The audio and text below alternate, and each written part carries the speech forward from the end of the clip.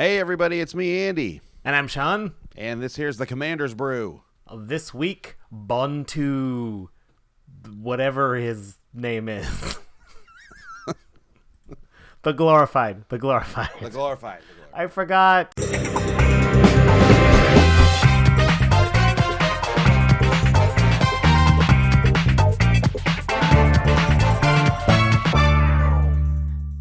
Hey everyone, welcome back. It's the Commander's Brew. It's episode 92.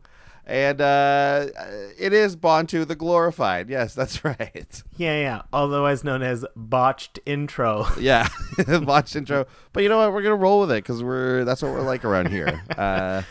They're too new. The gods are too new. We haven't learned all their subtitles yet. Yeah, we don't know like what their extra part of their name is. Like we know Bontu, we know Oketra. Ronus. Ronus. Kefnet. Yeah, he's the blue one. I don't know the red one. Hazoret. Look at you. Did you see a lot of those during your pre-release? I went to the pre-release. The only one I saw was the one I opened, Ronus. Ooh. The green. Did you play Ronus? Yes, I did. I think I only cast Ronus once, unfortunately, but I think it is largely unbeatable because it's a 5/5 for 2 that gives other creatures +2/+0 and trample, and its only requirement to attack and block is having a 4-power creature besides it, which once you give anything +2/+0, that's kind of anything. Yeah, so it is anything, yeah. And there's very few exile cards that deal with it, so like I think you're pretty much going to roll it and over. Unfortunately, I only drew it once, so... unless you count all the times I had to mulligan it away. Oh, yeah. Oh, man, Yeah. You had to mulligan it away? Why? It's only because I had only 0 costs 2. lands. Oh, wow.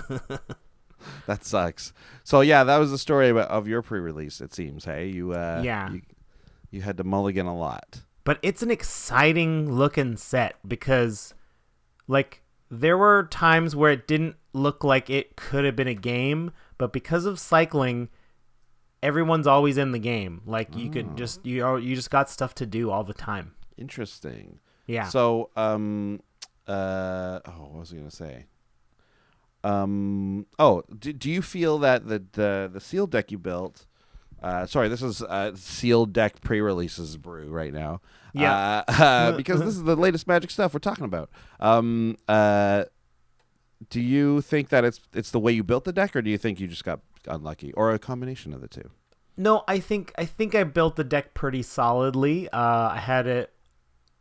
To be fair, I probably had like most of my curve started at 3. I had very few 1 and 2 drops, but I had so many cyclers I counted those sort of as possible 2 drops. And I don't mind. I ran 17 lands, good like 15 creatures. Like my math was on point. I should have been playing some games.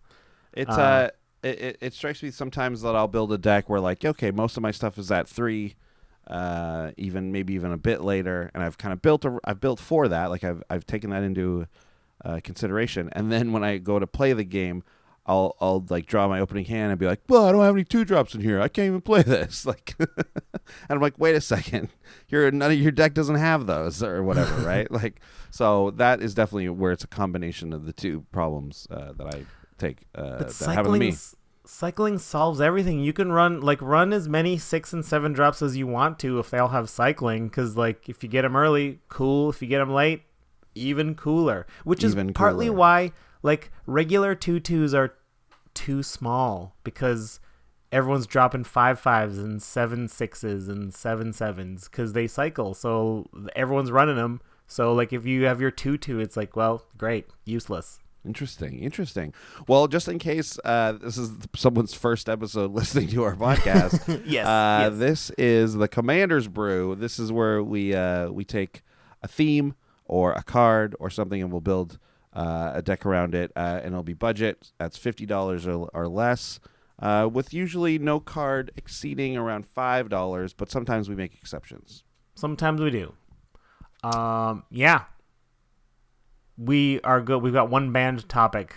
Oh, yeah, right. Midi-chlorians. Yeah, that's right. You won't hear us talk about them. You won't hear us talk about midi-chlorians, the cells that tell Jedi the will of the Force. Yep. It sounds like mitochondria. Yeah, it sounds like that, and it's definitely that's where he got the idea from. Is he thought, oh, there's these little things inside of cells, that have to do with DNA and like the build, the parts of a cell, and they thought, oh, well, this is it's the Force talking to this, and this will tell and they can test for it. They can test now. The Force is measurable, sort of. We will never talk about that. It's as if George Lucas just took a random biology class one time and like after Return of the Jedi and was like, oh, neat idea. Neat. I'll have to use that. I'll make sure to put it in the movie. Which is what he did with a lot of stuff, honestly. Star Wars, it's disappointing when you learn more about like if you see that documentary Jodorowsky's Dune. No, not yet. Oh, it's very good. First of all, a very fun documentary. For any sci-fi heads out there, it's very, very, very good. But you'll quickly learn as a Star Wars fan that George Lucas saw this and just stole so many ideas from it. Oh, like a lot of the ideas are taken from Dune, and then specifically what Jodorowsky was going to do with it. Wow. So, yeah, it's apparently it was a very popular. Like he made this like huge thick book of like what's it called, like storyboards and things like that, and like concept art and like Geiger's concept art, right? They was all going to be used towards this movie, and it was every studio in Hollywood had it. Like if you went into their like waiting room, they would always have this wicked cool book there. And yeah, it's very clear that George Lucas teefed a lot of ideas from there. Oh no, George Lucas! But you know what? He did that a lot, and but then came out with something that was like a combination of all these wicked things everyone liked. So I mean, some say there are no original ideas anyway. Exactly, right? I like various artist compilations, don't you? Yep. I like greatest hits. I love greatest hits. I love covers. Oh man, I love a greatest hits. Covers. Oh, please give me covers. Give me other people's takes on things I already know about. Yeah. Star Wars is just a cover of science fiction. It's like the Jimi Hendrix All Along the Watchtower. Anyways, that's the best cover, right, of all time? Yeah, I guess so. Yeah, there's not. I keep forgetting that's a cover. Yeah, exactly. That's how you know it's a good cover, it is. right? Yeah. Joe Cocker's Little Help from My Friends, maybe also one of the best ever. Is that also a cover? Oh, That's Ringo, a Beatles right? Song. Yeah. Yeah, right. Oh boy. Oh wow, we're getting off topic. Pretty good here, but you know what? That's hey man, that's what happens. You know what I mean? That's what happens when you start not talking about midi-chlorians. Okay. So let's talk a little bit about Wizard's Tower. That's our sponsor. They're really great up there in Ottawa, and we have an ad from them this week. Here we go. Like we do every week. Hello. Welcome to Amonkhet, the desert plain. Enjoy the desert winds whipping across the plains while you get your white mana, sand everywhere. Enjoy our desert islands. Enjoy them as much as you can. They're deserts, for crying out loud, and the water's all muddy because there's sand everywhere. Climb our mountain peaks, or as we call them, giant dunes, to get your red mana. Looking for some green mana? Why not go to the forests? It's all dirty, dusty dust and sand, and it gets in everything. Oh boy, do you need some swamps? That's just mud. Quicksand. Good luck. Everything's a desert here on Amonkhet. If you're looking for those kinds of mana, that's where you get it. If you're looking for magic singles, go to the Wizard's Tower, wizardtower.com. You can get your singles shipped for free to Canada if you order $15 or more, $10 or more to the US. And use the coupon code Tower of Brews to get an extra 5% off that order. And you'll get 3% kickback towards your next order the next time you order. If you're not too busy getting sand out of your shoes or your socks, you know what? You gotta get used to it. I get easily upset at sand everywhere. I just need to relax. I need to remember my meditation. Amonkhet,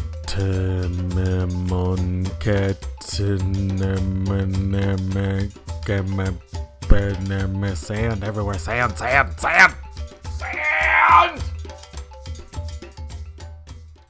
Aha. Yes, I guess if we're going to assume that every plane draws on those 5 regional landscape ideas, it gets weird when you have very specific places. Yeah. Did you see the sort of related to this? Did you see that there are now 5 different art, like Evolving Wilds arts? Like yes, 5 I different did. versions of Evolving Wilds, and That's cool. there's one where it's turning into each of the basic lands. Yeah. I thought that was so cool, and I had no idea. I did not see that coming. Like, Yeah, I didn't. I never. I just saw new art and I was like, yeah, cool, new art once in a while, great. Yeah, exactly, right? Like, the only one I think is a bit of a stretch is the one that's turning into a swamp with just like a scary old castle on a hill. Oh With like yeah. with like some trees. Like, it's not really swamp like, but it's obviously, but like the art and like the feel of it is very black, right? Black and Yeah. white, right? So Cool. so that's cool. I guess that's why maybe that's why they refuse to reprint Terramorphic Expanse. Yeah, right. They're too busy doing this art project. Of Evolving Wilds. Yeah, give us a couple of new Terramorphics there. Why not? Yeah, right. I have about 1,000 Evolving Wilds, but like I have to order Terramorphics because I don't have any more. Yeah. We should roast Terramorphic Expanse and We then should praise Evolving Wilds so much, or the other way around. Speaking of roasts, yeah, sure. Should we get to our? We've got a great new name for the segment. Commander's Burn. Oh man, it'd be wicked to have like a cool like Commander's Burn. Ooh. You know what? I'll work on it for next week. Can you shred like that on a guitar as well? I can't, but I know that someone on the internet has shredded like that. And You know what? I find it. I've tried to look several times for a wicked like something like that, like a wicked guitar sting. Okay. You know what? It's a bit harder to find than I thought it would be. So, Well, challenge accepted. I'm gonna do it. Please, I'm gonna do it. Please, if you find it, tell me where you got it from. Yeah, no problem. All right, so this is the Commander's Burn segment, and what are we burning this week? Yeah, so this week we're gonna burn Animist's Awakening. Animist's Awakening is from Magic Origins. X green sorcery. Reveal the top X cards from your library. Put all the land cards from among them onto the battlefield tapped, and the rest on the bottom of your library in a random order. And it has spell mastery, so if there are 2 or more instants and or sorceries in your graveyard, untap those lands. Right. So, are we picking? I feel like are we picking on Origins? Like, didn't we have someone? Who did we have last week? No, that was Cons last week. Yeah. I feel like Origins has a lot of burnable cards, I guess. I'll let you know the secret of how we pick cards to roast. Yeah. Basically just like pick a set that's not too old, look at the rares and mythics, and find one that was like, oh, I wish this was better. Yeah, totally. In Animus Awakening. Ooh, sorry. Animus Awakening totally is that. For Yeah, sure. man. All right. You want to go? Okay. Hey, Animus Awakening. Some awakening. You're less of a morning person than Count Dracula. Animus Awakening. When you want to flush your turn down the toilet. Hey, Animus Awakening. Explosive Vegetation thinks it's adorable that you get 1 more land than it does for 6 extra mana. Yeah. Hey, Animus Awakening. How does it feel to be the only card with spell mastery where no one's ever used spell mastery? Yeah. You're in green, bud. Yeah, that's very similar to, hey, Animist Awakening. Spell mastery, eh? Because green is so well known for spells. Well, I guess you might have Cultivate and Kodama's Reach in there. Oh, wait, no more basics in the deck. I'm going to be honest with you, that's a bit wordy. Yeah, it's That a bit wordy one's for a bit burn. wordy for the That burn. was my most rough draft burn. Okay, well, I don't know, man. What else I you got got? one more. I got Okay, one you more. got one more, okay. Hey, Animist Awakening. Searching a deck for basics that already runs green is worse than looking inside the bag of chips at the end of a commander night. Huge. Yeah, you're not going to find many chips in those bags, I'll tell you. No, not a lot of chips. But I still get fooled into looking every time. Yeah. Every time that empty bag is there, it's been there for like the last hour, no one's touched it. I'm like, sometimes people are just too polite to like eat the last chips out of the bag, right? Oh, not me. No, not me either. so sometimes, there might be one in there, but no, there never is. There never is. It looks like who's that? That's Nissa on the art for Animus Awakening. Yeah, she's right? the animist, I think. Yeah, for sure. Yeah, I don't know. She's standing on a weird branch. I don't know. There's no burn there. I can't. I can't burn the artwork because it's pretty cool looking. Yeah, I guess we could I suppose we could burn the plane of Zendikar for its weird floating rocks. Yeah, hey Zendikar, figure out your mountains. Like, figure out how to get your land to stay on the ground. I don't know. That's hardly a burn, really. Hey Zendikar, your gravity bill is overdue. We're turning it off until you pay it. Yeah, what's the explanation behind that anyways? I never read enough lore of Zendikar to know like why just parts of the land are just floating. Like what did they rise up? Did they start there? What's going on? You know what I mean? Yeah, like if you like, what happens if you walk under one? Do you get pulled up? Yeah, is it even a thing with gravity? Anyways, whatever. Animus Awakening, you burnt. Who cares? You burnt. Great. All right. So now let's get to the main topic. What do you think? Yes.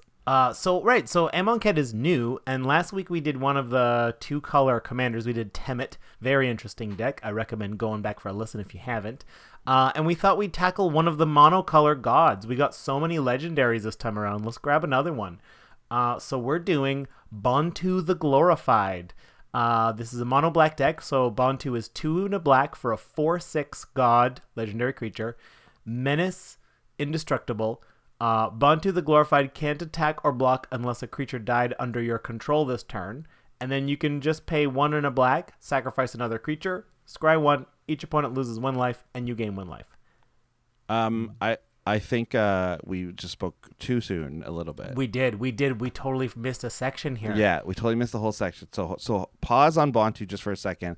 Get back into roast mode, everyone, because we did actually have some burns sent into us from some listeners. So hang on, Sean, I'm going to pull up that card, which was Living Lore.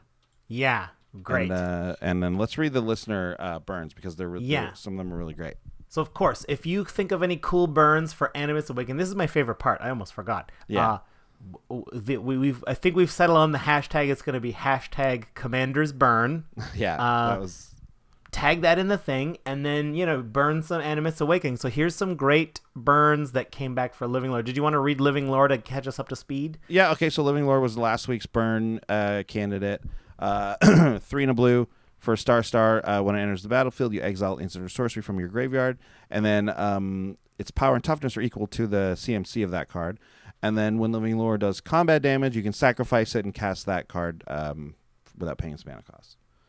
So something that never really saw a lot of light in Commander or in Limited or whatever. So we burned it, and we also got some great burns from our listeners. So first one is Glenn Davenport says, I know your art is supposed to be animated Scrolls Living Lore, but you actually look like a diaper golem. Oh, burn. It's true. Yeah, he does look like a lot like a diaper golem. Yeah. Joe Crawford sends in, hey, Living Lore, wizards may have given you legs. Too bad the players can't. Oh, huge burn. Yeah. And then we had Justin, MTG Deck Check. He's at MTG Deck Check.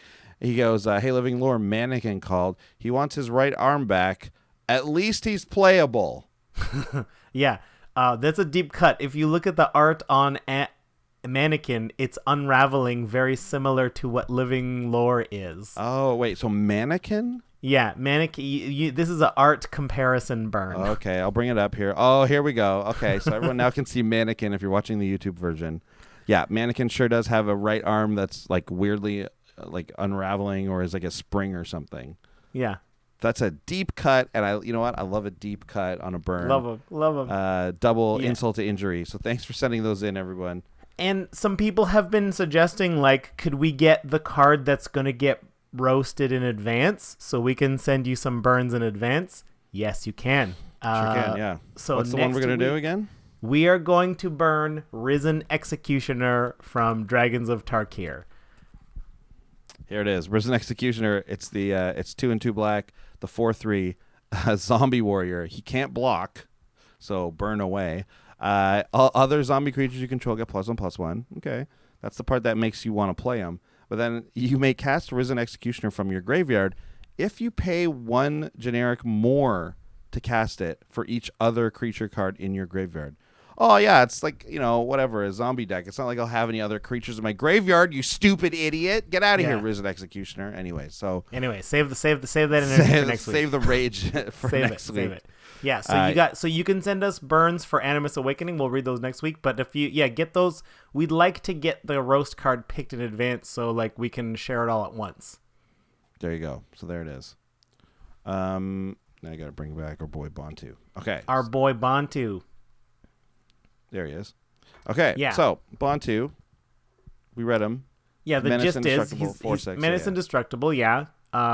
Someone has to die for him to attack, but like no problem, because 1 and a black, sacrifice another creature, scry 1, and each opponent loses 1 and you gain 1. That's awesome. Right. So what's the what do you feel like the general strategy was behind Bontu here for this deck? Yeah, so it's a mono black deck. Monocolor decks are a lot tougher because you're being a bit narrow, but fortunately we get to kind of treat it like there's a little bit of redundancy in there, right? Mm-hmm. So like they've given us enough cards that do the same thing. So what immediately springs to mind are that set of cards that are basically Bontu's other ability. Each opponent loses 1 life and you gain 1 life, or something like that. For example, we'll get there, but like little creatures that do that. So our overall game plan is to make a ton of creatures through some token enablers, sacrifice a ton of creatures for value, while the whole time making our opponents lose life and we gain life. And so like we're going to do a lot of damage that way, but Bontu himself can get through. He's got Menace, so there's a lot of situations where we can just start chipping away that way as well. I will say this also, when we're talking about building a monocolored commander deck, black, I think green and black are maybe 2 of the best ones. Obviously blue is always a consideration, but black is the one color in Magic that really rewards you for sticking to just it, right? And there's a lot of black cards that have like a ton of black pips. Like you'll see a lot of black pips and a lot of big scary big demon cards, for example. So black gives you that they give you that reward when you stick with just its color, and there's a lot of creatures that do that, and like zombie decks tend to want to do that. So spending the black mana for this ability obviously isn't going to be hard. We're in mono, but you'll see some other like bonuses come up, I think, from just like the way the cards are designed. Like they design black to be a selfish color and for you to only want to use black. And so I think that's so neat. It's very neat. I love it. And you see those benefits come up. Anyways, let's go. Let's see. What's our first card? Sure. So the first one I want to highlight is an enchantment that we're happy to put on Bontu. This enchantment is only in the deck for Bontu. I wouldn't necessarily want to put it on much else, but it says it's Sadistic Glee. 1 black, enchant creature. Whenever a creature is put into a graveyard from play, put a +1/+1 counter on enchanted creature. When a creature dies. I didn't read the Oracle text, but so we're going to be sacking creatures. Other people's creatures die. No matter when that happens, Bontu's getting a +1/+1 counter.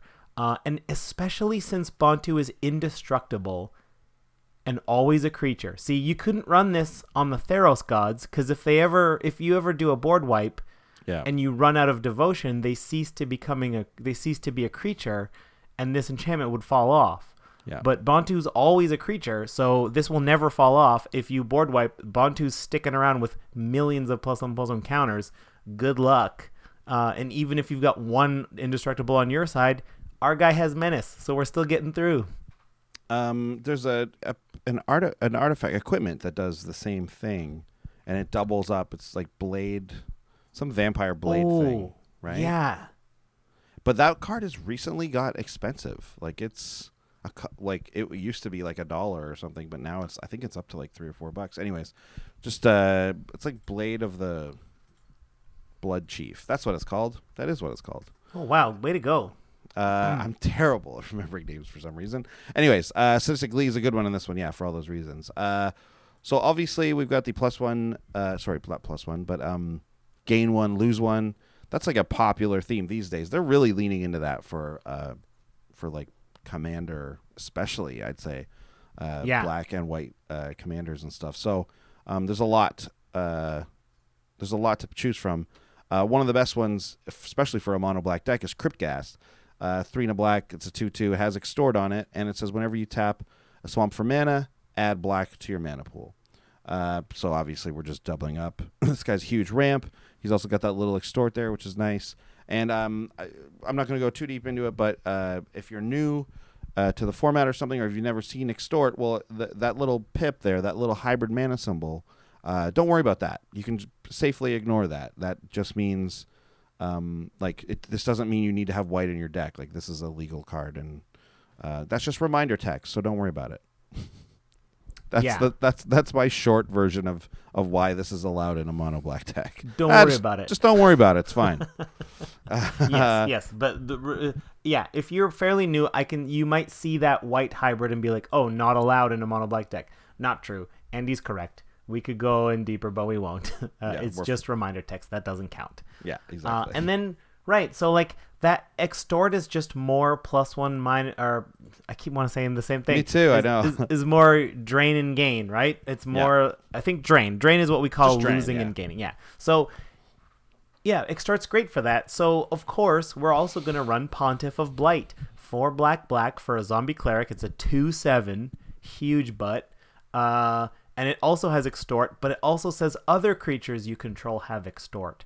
Yeah, man, I would love to see the situation where I have Pontiff of Blight and maybe Cryptghast, so I'm generating massive amounts of mana, and I can Extort once per creature I have on the battlefield, and I can pay for it. So one spell, I'm going to tap out, but I'm going to drain everyone for 10, and I'm going to gain 10 times the number of opponents there are. It's going to be pretty good. Yeah. Extort is back before they changed the wording on this for Commander, because I feel like, and this is pure speculation, but I feel like Extort, whenever you cast a spell, you may pay white or black. If you do, each opponent loses 1 life, and you gain that much life, right? That's the wording there. So you 4-player game, everyone loses 1, you gain 4, huge. Or sorry, 3.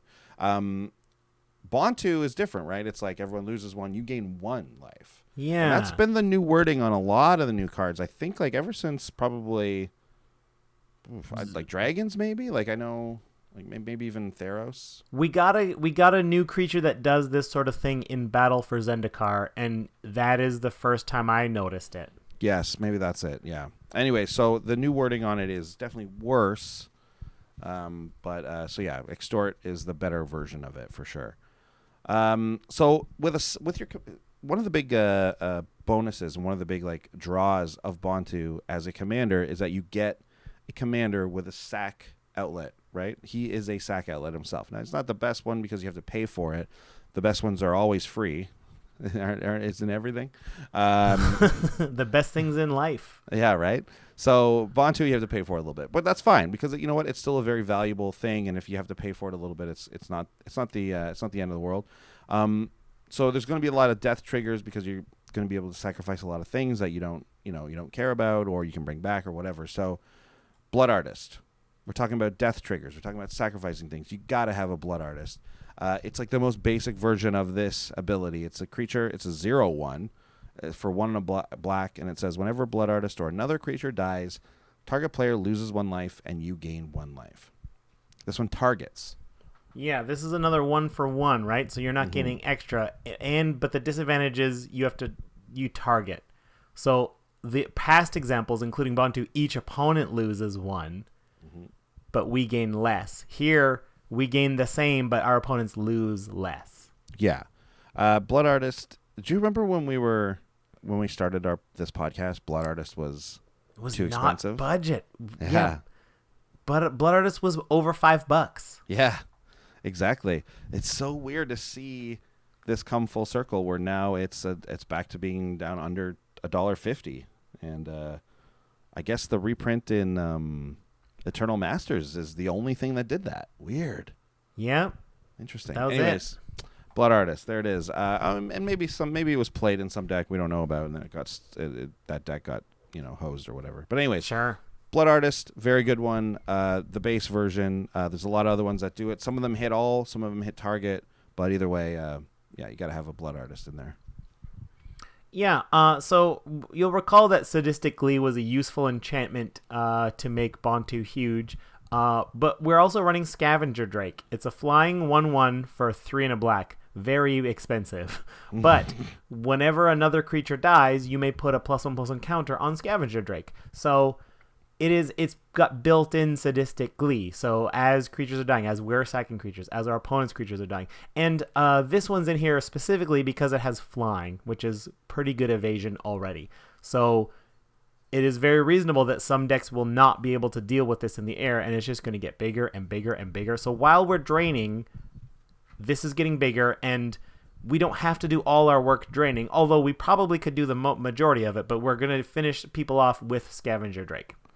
I always skip over these types of cards in decks like this because I always feel like I want a bigger ability, but I think that these types of cards, whenever another creature dies, you put a +1/+1 counter on it or whatever, they're very similar to, they're not as good, I'll give you this, but like they're similar to like things like Mana Gorger Hydra and Taurian Mauler, the ones that they get a +1/+1 counter whenever anyone casts a spell. And what I mean by that is that they get bigger than you think, faster than you think. Now this one obviously not as fast as those because it's about creatures dying, but creatures die all the time, especially when you have a sack outlet that's a commander. So it doesn't take much for those types of creatures to become big threats on the board and to even be able to like threaten to take a player out completely. So adding flying to it, like Sean said, is great. So yeah, you got to consider these types of creatures. I think like Swarm of Blood Flies. Swarm of Blood Flies, exactly the same, except it starts with 2. It's a 0/0 natively, but it starts with 2. It costs 5, and it's a 0/0 that gets 2 +1/+1 counters when it enters. Yeah. Right. So yeah, similar thing. Pretty good to have around. Yeah, in these types of decks. Next we have. Oh, this is a good one. Shadows of the Past. Oh, I remember being very into this card. This came out in Magic Origins also. This is the dual deck version we're looking at here on the YouTube. But anyway, Shadows of the Past. It's 1 and a black for an enchantment. It says whenever a creature dies, you scry 1. So that's 2 scry 1 triggers if you sacked it with Bontu. Right. And it has 4 and a black. Each opponent loses 2 life, and you gain 2 life. Activate this ability only if there are 4 or more creature cards in your graveyard. That's going to be pretty simple, right? Yeah, I want to just interject and remind us all that how, since we're building this monocolor deck, so much redundancy, right? Like, look how much scrying we have. Look at the amount of ways to drain life from our opponents. It's so bountiful and the hope is we get to that critical mass where anything we're drawing just fuels the engine in some direction. It doesn't matter which, but we're going to keep moving as time goes on. Yeah, it's the scrying is going to help. Obviously, scry 1 twice is not as good as scry 2, for example, but it's still decent, right? Scry 1, you don't like it, you get to scry again. What a laugh! If you like it, you just don't need to scry again. So yeah, good. But you had the thing you liked, so it's not even really that bad, right? Yeah, and because Shadows of the Past is just incidental. If you have Shadows of the Past out, we can start sacrificing creatures for other reasons and get this 1 scry and do other things, right? Totally, yeah. Yeah. So let's talk about some ways we're going to get these creatures to sacrifice. One of the best in black is Endrick Sar, Master Breeder, 4 and a black for a 2/2 legendary human wizard. Whenever you cast a creature spell, put X 1/1 black thrall creature tokens into the battlefield, where X is that spell's converted mana cost. When you control 7 or more thralls, sacrifice Endrixar, Master Breather. Master Breather. Master Breather. I'm a Master Breather. I've been breathing for a long time. Now, if you look ahead on purpose, you'll notice that this deck has no creatures that are more than 6 CMC. So, Oh, really? Endrixar will never create 7 thralls at once. And as long as we have a sack outlet, we can sack all the thralls that are already there before we play our next creature to ensure Endrixar is never going to get sacrificed. Yeah, that's the key way to play with Endrixar, is to always keep his thrall count manageable. Because we know from reading the story of Endrixar, not that last couple episodes ago, he got overrun by his thralls. He made too many, and then they killed him. So let's not have that happen. Let's have an outlet to toss those guys into. Of course, when you are sacrificing creatures, it's nice when those creatures just turn into other creatures, like with Ogre Slumlord. 3 and 2 black. Whenever another non-token creature dies, you may put a 1/1 black rat creature token onto the battlefield, and rats you control have Death Touch. So you get that added bonus of stopping someone from trying to attack you. You get these little death-touching rats after you've sacked a few things. Obviously, the synergy doesn't go off with like Endrixar. We don't sack a thrall and get a rat. Of course, it's non-token. But there's black loves to sacrifice actual creatures too, right? Like, so we got a lot of that available to us. Yeah, for sure. And just making 1/1 rats are with Death Touch are great anyway. That's one of the things we're gonna have to do is protect our life total, and having Death Touch rats is pretty great. It stops any ground attacker. The downside is that, of course, if they get rid of your Ogre Slumlord, your rats lose Death Touch. Correct. This is true. But if we lose Ogre Slumlord, then we have ways to deal with that. Don't worry. All right. Cool. What's next? And then I want to highlight this guy's been a classic since he showed up in Rise of the Eldrazi. Pawn of Ulamog. 1 black for a Vampire Shaman, 2/2.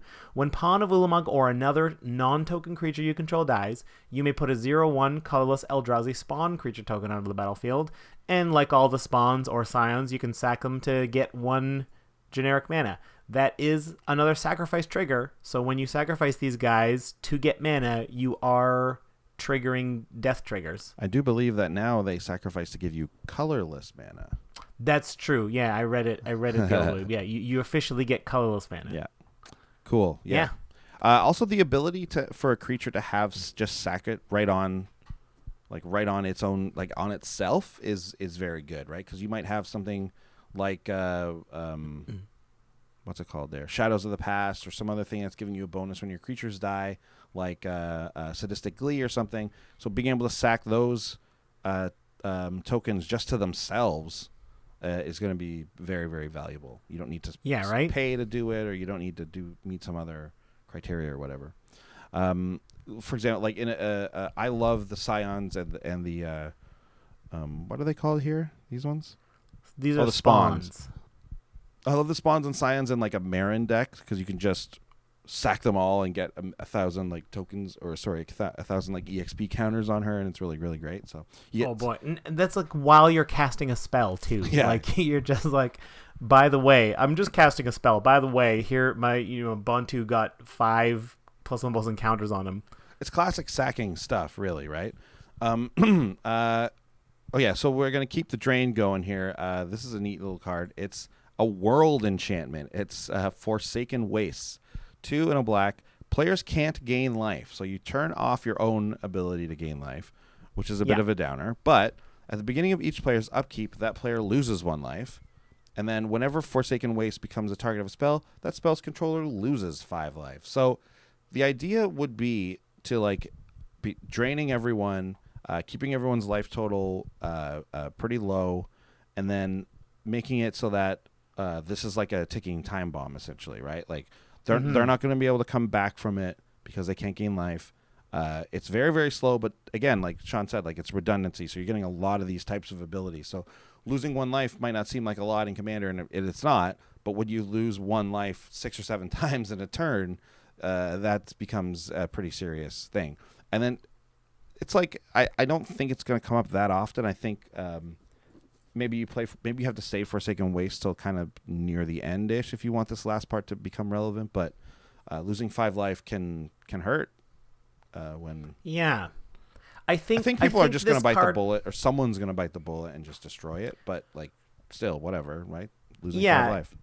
You're going to lose your edge from all the draining because you're not going to gain that life. But I figure like the one way this deck is going to be defeated is if other decks, if they play something where all of a sudden they gain like 20 life off of some effect, right? Or they just, like there's a lot of cards that just can somehow give you a ton of life out of nowhere. So like we need to protect against that because like it takes a little bit of effort to start chipping away at people's lives the way we're doing. And we can't let them just get 20 life back because of one random spell. This is why that's in there. Yeah, exactly. If there's an Oloro player, get out of here. Yeah. Oh my God, please. I mean, this is great to see when you want that. He's going to try and get rid of it pretty quickly, I'd say. But yeah. Yeah. What's up next? Right, and then so in similar vein, I think this deck wants to run Tainted Remedy as well. 2 and a black for an enchantment. If an opponent would gain life, that player loses that much life instead. Again, this is just to shore up its weakness. We don't have ways to force our opponents to gain life, but if there is a player that has something that wants to gain life, right? If there's some, maybe they are running a Laurel, maybe they just run, I mean, I can't think of one off the top of my head, but like, I've seen it happen where it's like, oh, you get 3 times the life as many artifacts as you have. It's like, well, I just gained 50 life, right? Or, no one can cast Debt to the Deathless while you have this out. That would be very bad for them. Yeah. This is a good way to deter life gain. If you would run anything that says players can't gain life, then like this is just better than that, right? Right. Yeah, we don't, and unfortunately, he's a bit out of our budget. I would love to run Erebos, God of the Dead, for that same reason, but right. He's just keeps climbing. Yeah, he's the one you want. He's the one you really want. Players can't gain life on its own on a card is probably not worth it, just because you're not guaranteed to come up against life gain decks all the time. Right. So that's why like that other card has all that stuff on it. Forsaken Waste, Tainted Remedy is, I think, borderline. I think you have to make the call meta wise. Like if there's a lot of life gain in your meta, this is a better choice. And if not, it's still interesting and kind of fun to have around though. I'm like, this card is kind of growing on me. Me too. I would love to. I want to keep it in the deck just for that one. Like on one day, I want to have this in my opening hand against an Oloro player. Is that Magical Christmas Land? Are you dreaming? It kind of is. It kind of is in that, like, what? And then he's not going to draw, like, some card that just destroys it? Like, hopefully not. Hopefully not. But it's anyways, it's fun. And last we have Hissing Miasma. It's an enchantment, 1 and 2 black. Whenever a creature attacks you, its controller loses 1 life. This is more protection. More protection in both ways. It contributes to the draining or the losing of life, and obviously people won't want to attack you if they're going to lose life because of it. Really, really hurts token players who want to attack you, and I guess the sort of Voltron decks will care a bit less about it. But still, with the prevalence of token decks in Commander, I mean, I think it's worth a look, especially in this type of deck. Yeah, we deal in units of 1, right? Yeah. So, like, if we're chipping away at you 1 by 1 by 1, you're going to think twice by spending another 3 or 4 ones on a combat step, right? Yeah. Like, we want to make people afraid of losing 1 life by negative reinforcement. And hopefully they won't, like, they can kind of ignore you for a while, Like, you'll be setting up your things. And it's like, oh, I lose 1 life, big deal. Oh, I lose 1 life if this happens. Okay, big deal. Like, hopefully that's people's attitudes when they look at these cards, which is like kind of what you might think. Oh, if I attack you, I lose a life, big deal. I attack you with 1 guy, right? Like that's all I need to do. But it's getting that it's making that stuff add up. That is what you want to do. And luckily, black is like a good card draw color, so you have a lot of it's easy to like. Control the board a little bit and draw cards and kill things when you need to and still be building up your your presence and your Yeah. plan. Cool. All right. Well, that's it. Let's take a look at the old 3 stars of this deck. What are the best cards in this deck at doing what you want to do? When you start Sure. with number 3. Coming in at number 3, this is an artifact that does exactly what we want to do. This is Jinxed Idol. 2 generic mana for an artifact. At the beginning of your upkeep, Jinxed Idol deals 2 damage to you. Sacrifice a creature. Target opponent gains control of Jinxed Idol. So we can expect to have more creatures. We're building the deck to have sacrifice fodder. So we're happy to throw this idol at someone who most likely has the hardest time sacrificing a creature in order to give it back to us. And in an ideal world, if we are representing so many tokens, it's very unlikely. Like, you're not going to want to send this to someone who's running tokens because it's too easy for them to sack a creature and send it back to you. So hopefully we send it to someone who doesn't have a ton of creatures, but maybe they send it to another one of our opponents who then has to sacrifice a creature to send it back to that person, maybe. Yeah. So your opponents can start to do a bit of work for you in sacking creatures. Meanwhile, if you got that statistically, your creatures are getting bigger and bigger and bigger while that's happening. And if they can't do anything about it, they're just going to lose an extra 2 life every turn. So that's also great for us. Yeah, the good thing is that also that we have the life gain with the draining and stuff. So even if we are constantly saddled with this, it's not a big deal. And like you said, sacking creatures is what you want to do anyway. So it's fun to see a Jinxed Idol get passed around the table. I've actually never seen it. Do I run it? I can't remember. I think I run it in a Darien King of Keldor, where like but in that deck you just want it. You just want it on your side because Right. it deals 2 to you. You get 2 soldiers. But yeah. Yeah, I've never seen it in play. I imagine if it's on your side, I imagine you would try to give it to someone during the end step of the person before their turn. Yeah.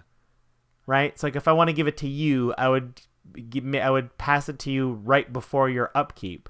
So like it's during that end step that everyone's throwing it around. And then when it lands away from you, that person's like, well, I don't need to get rid of it yet. I'll get rid of it before my turn. Yeah. Right? Yeah. And okay, so then that's number 3. Number 2 is Fallen Ideal. 2 and a black for an enchantment. It's an aura. It goes on a creature. It says enchanted creature has flying and sacrifice a creature. This creature gets +2/+1 until end of turn. When Fallen Ideal is put into a graveyard from the battlefield, return Fallen Ideal to its owner's hand. So you might be looking at this and going like, oh, like just some aura that like pumps like what? But like you put this on Bontu, and first of all, it's never like Bontu's indestructible. This thing isn't going anywhere. And now he's a free sack outlet that makes himself bigger. Yep. You know? So, and this thing is very difficult to get rid of. When it's And put now into he a has graveyard, you return it to your hand. Oh, for your indestructible commander. You know what I mean? Yeah. Like, this is an example where, like Sean said for Sadistic Glee, this is good for one card in our deck, but it's our commander. So guess what? We're using it for sure. Well, and then this one is good on other ones as well. Like I'm happy to give Bontu flying and menace. That's great. Yeah. But I'm also happy to just give some other thing flying and just get in there for 1 billion damage. And it's that last clause that makes this fully safe to run, because if anyone kills the creature, or even if they exile Bontu somehow, this card's going to the graveyard and then you get it back in your hand. They need to exile this. Yeah, they need to exile this. Or counter it or something. Right, but like we've got so many sack outlets, we're gonna sacrifice Bontu in response to that exile. Like, yeah, that's right. Yeah, you're not gonna be able to get this in the graveyard in the exile zone very easily. That's true. Yeah, you do have to deal with this almost before it lands, right? You need to counter this, or as it's being cast, you need to get the creature out from under it, because that doesn't count as it going into the graveyard from the battlefield either. So yes. Anyways, yes. Fallen Ideal. I love it when a card that looks like just okay becomes an amazing card because of a commander's ability or something. I love that. Yeah, it's the fact that these guys never stop. We were all kind of ragging on them, like they never, the enchantment ones are better because sometimes they're enchantments and they're harder to deal with. It's like, yeah, that is true, but Theros gods don't get to run these awesome cards. Yeah. Because they cease to become creatures, and these enchantments fall off. Mm-hmm. Oh, man. Love it. Love it. And the number 1 star is the guy who, like, he's basically Bontu's ability on a stick. Zulaport Cutthroat, 1 and a black. Human rogue ally, 1/1. Whenever Zulaport Cutthroat or another creature you control dies, each opponent loses 1 life, and you gain 1 life. The whole table's going down by 1 whenever anything dies with this guy on the board. And if you sack a creature to Bontu while this guy's around, the whole table goes down by 2, and you go up by 1. It doesn't take long if everyone's going down in units of 2. Like, we've seen Perforos work. It doesn't take a lot before everyone's like, Perforos has done way too much. Yeah, exactly. We need to stop it. Yeah.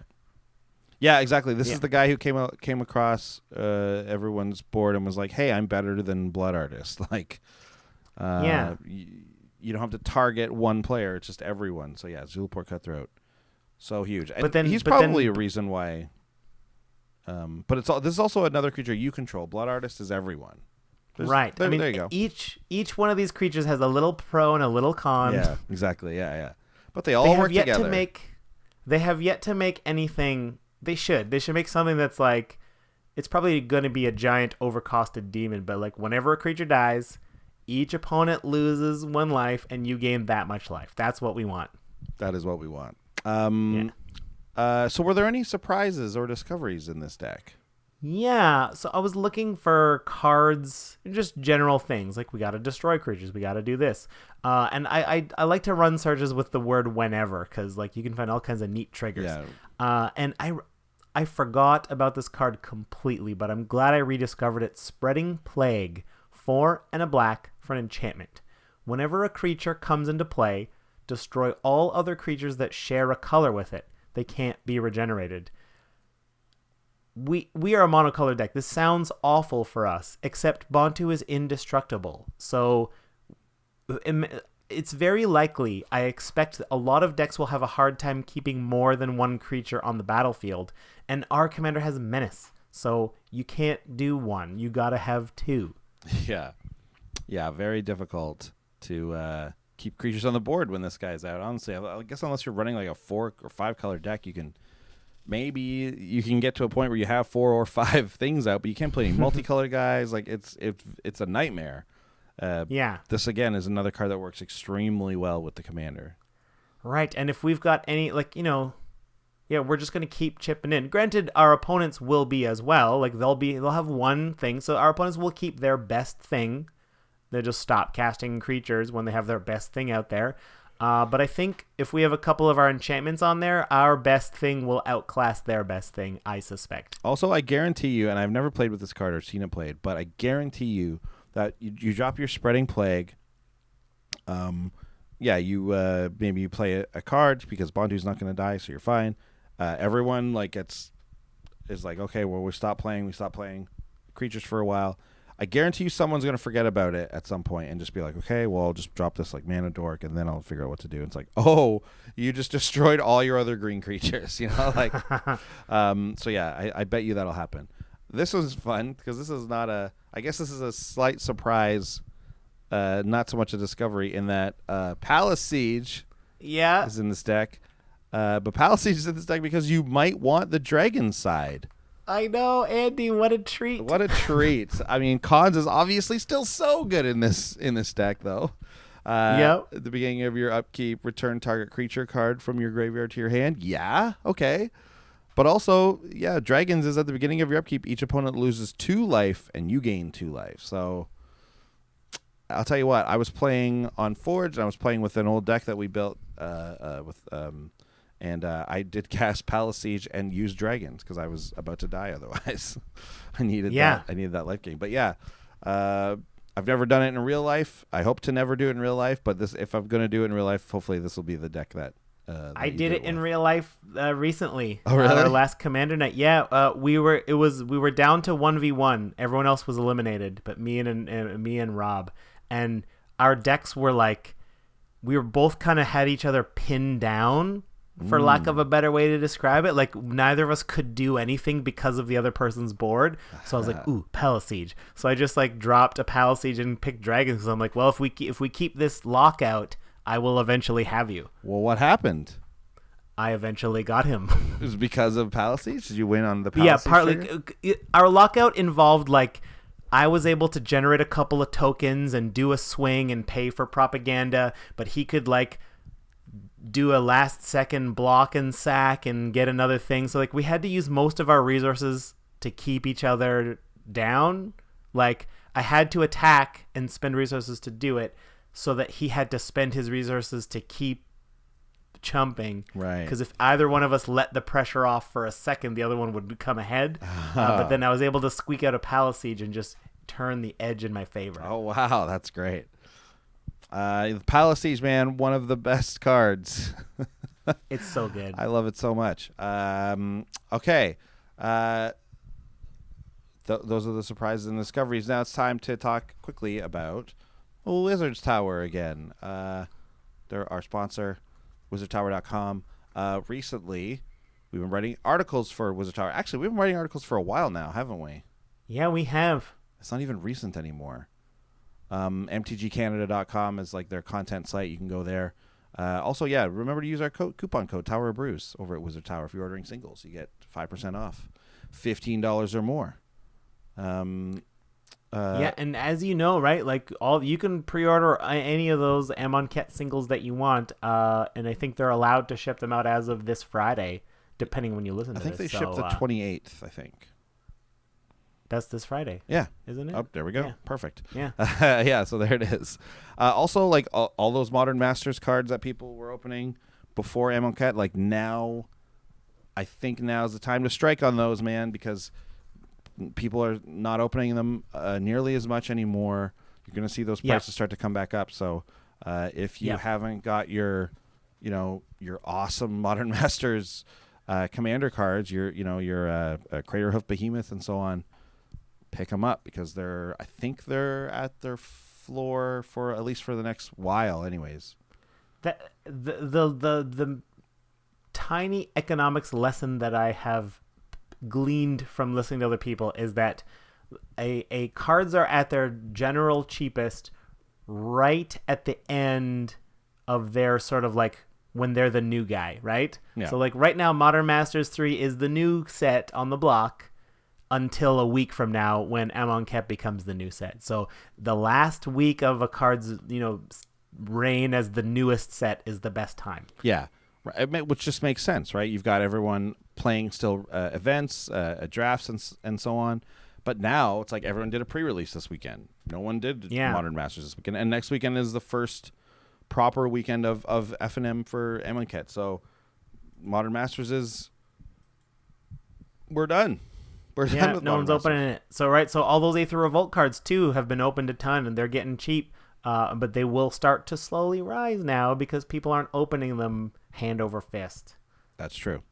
That is exactly true. So yeah, check out Wizard Tower, wizardtower.com. You can order from the States or from Canada and get and use our coupon code Tower of Brews. All right. Yeah. Now it is time for the budget report.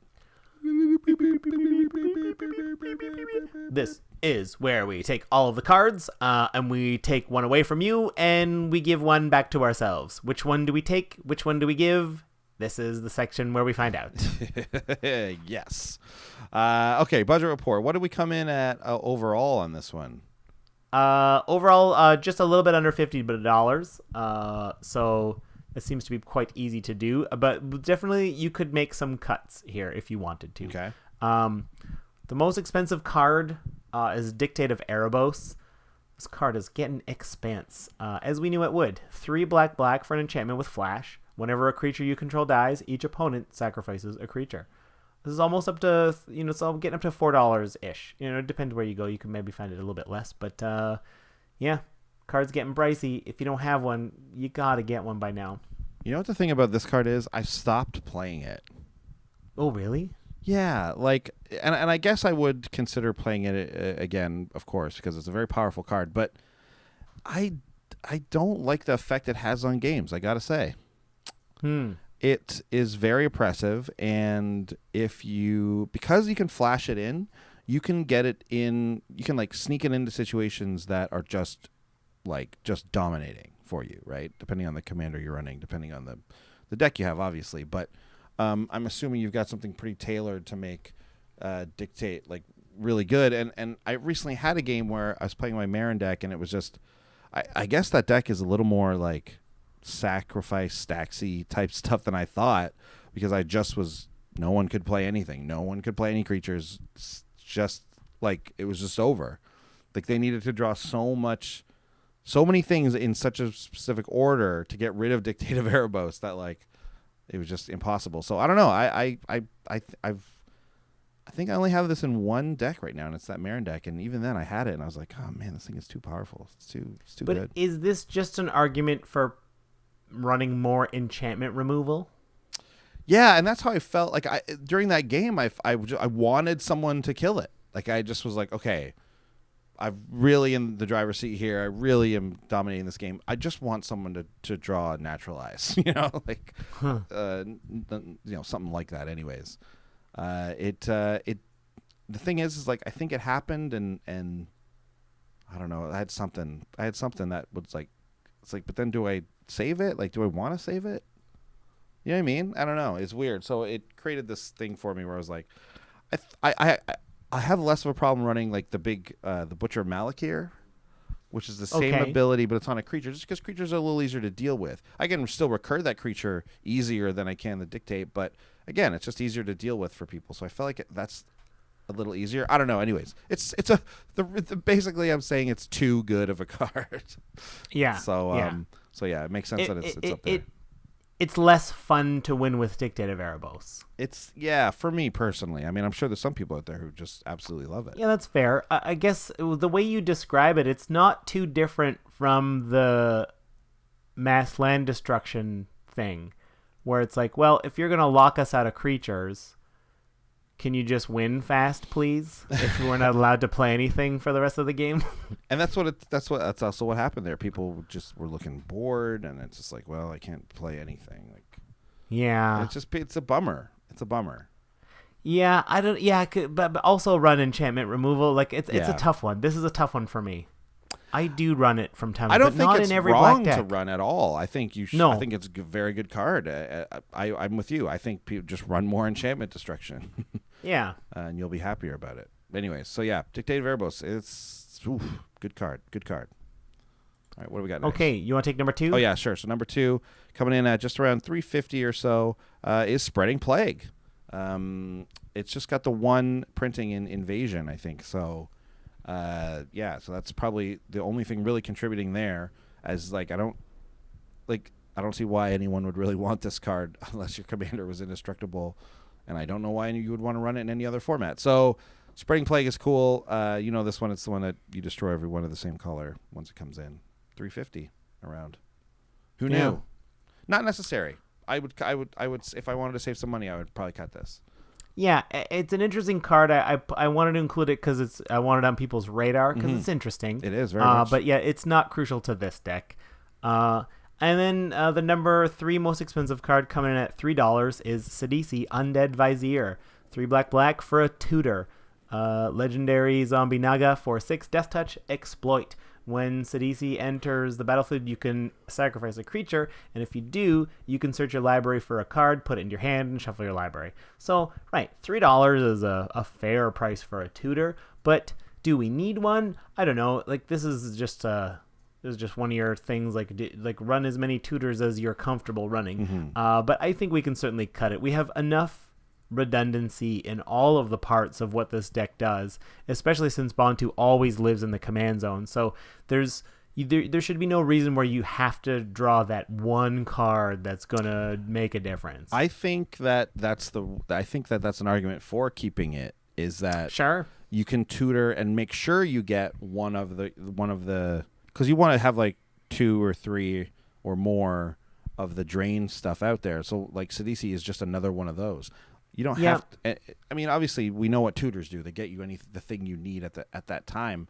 But luckily for this deck, we want so much like redundancy that like the thing you need at the time is always one of those cards. And in that way, I think tutors can be really fun because it lets you try out different parts of your game plan, right? Like I've never drawn Palace Siege in with this deck. Like, oh, yeah, let's get a Palace Siege and see how it does. Or I've never had, call. you know what I mean? Like that's how that's a fun more fun way to use tutors when you've got a deck that wants to do stuff like that. So yeah, agreed. Yeah, it's fun. My only argument to cut it was if you're cutting Spreading Plague and Sidisi together, you got room in the budget to get an Erebos, who is just better in this deck. Yep, very good. Very good. I would support that argument for sure. Cut those two and add Erebos. This argument brought to you by Erebos, God of the Dead. God of the Dead, yeah. You'll be dead if you don't include Erebos. Okay, cool. Well, that's it. Ooh. Do you know what's happening at the end next week, before our next episode, our next Brew and Brawl? That's right. We haven't mentioned the Brew and Brawl in a while. Yeah, April 30th. That's going to be a Sunday, so check that out, 3 to 6 p.m. Eastern Standard Time. We're going to brew a deck together with the people in the Twitch room, and then we'll play with the people of the Twitch room who want to play. Yeah, we've been doing that one for a while. Hit us up on twitch.tv/commandersbrew. That's where you can find that. It's a lot of fun. Always a good time. Always a full chat room, talking EDH, talking Commander, and playing and brewing decks. It's a great time. And we often do giveaways during those times. We haven't in a bit, and I've been itching to do a giveaway. So I got something. Should I spoil it now? We got a giveaway ready to go. Oh yeah, show us from the Wizards. Okay, hang on, give me 1 second. Okay, all right. Sean is going to go get the latest giveaway. Got this dual deck, Mind versus Might. Ooh, look at that. Nice. I love the new art on the Lovisa Cold Eyes card. I like the new Jorah art too. Yeah. That's one awesome thing when dual decks come out is that they often will now include legendary creatures. It's almost always legendary creatures, isn't it? I guess not always. The what was it like remember the one with Elspeth versus Kiora? No, there was one we did it. It was like Holy versus Hell. Oh yeah. Blessed versus Curse. That's what it is. Yeah. That curse one was Holy hell. Yeah, that one wasn't a legendary commander. It was just you got there's some good cards in here. Lovisa's good. You get Beacon of Tomorrows in this one. Lovisa's green red, right? That deck. I know Lovisa that deck is red green. Mono red, but the deck that she's in there is green red, right? Cool. Neat. Well, there you go. Neat. Well, let's give that away. Yeah, let's give it at the Brew and Brawl. At the Brew and Brawl, yeah, for sure. All right, well, thanks for listening, everybody. We, of course, got a Commander interview coming up right after this. But otherwise, we'll see you guys next week. Bye. Bye. Hi, welcome back to the Commander's Brew Commander interview. This is the part of the show where we're going to interview one of the commanders or a character from the cards. Unfortunately, Andy couldn't be here with us. He found a bug. He wanted to go just catch it, and it got away from him. So who knows how long he'll be chasing that thing. Anyway, I'm not entirely sure who we have with us. We just have whoa! It's an alligator. Ugh. Sean, it's actually a crocodile. Oh, it's a crocodile. Okay, I gotta stay 10 feet away. I don't want to alarm you. I don't mean to be in your territory. Quit running down that website that taught you how to avoid attacks from crocodiles. Yeah, I read a website how to avoid attacks from crocodiles. Number 1, don't go near crocodile. Well, you messed up already. All right, you're talking to the crocodile god himself. Oh, you're Bontu. I'm kind of surprised you don't recognize me, honestly.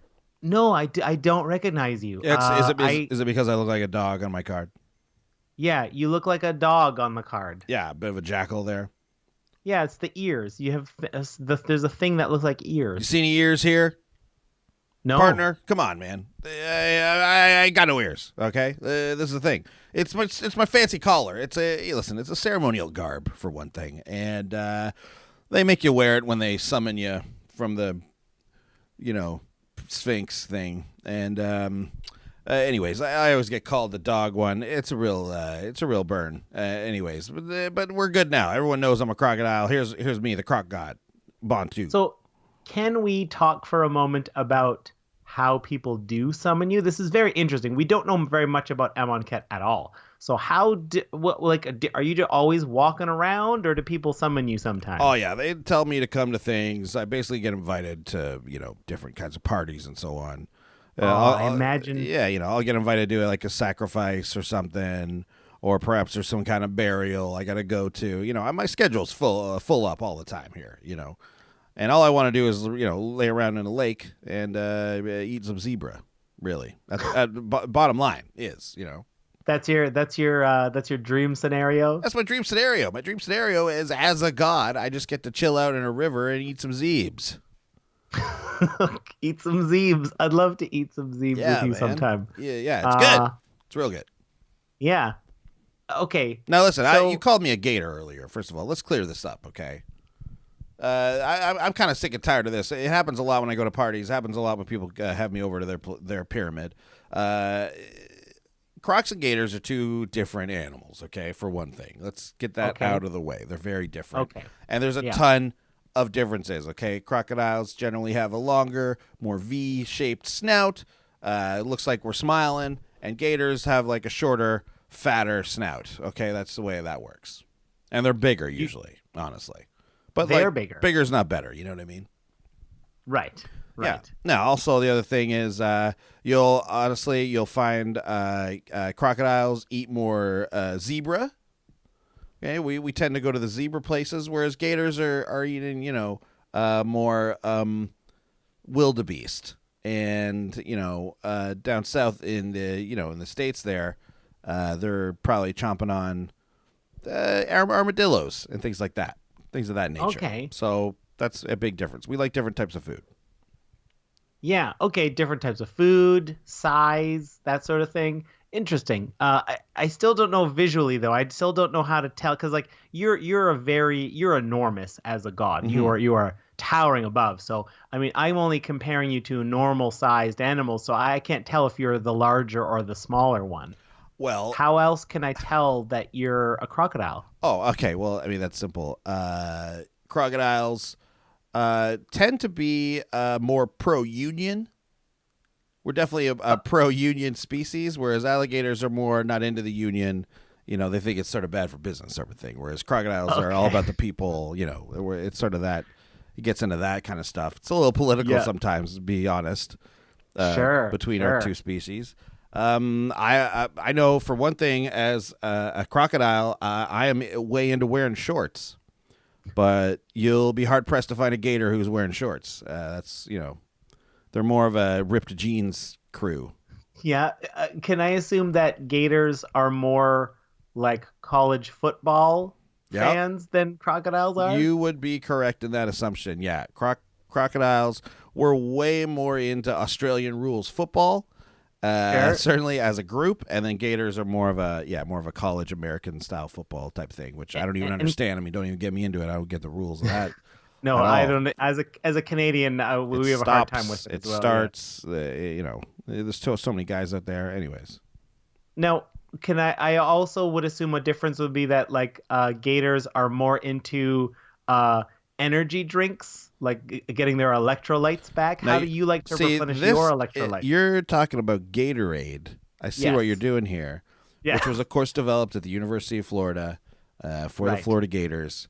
For the Florida Gators, yeah. But oddly enough, that is a drink that is despised by alligators. They're not into it. They were staunch water supporters from day one, and they have they're just clean glass of water, clean, cold, ice cold glass of water, nothing else.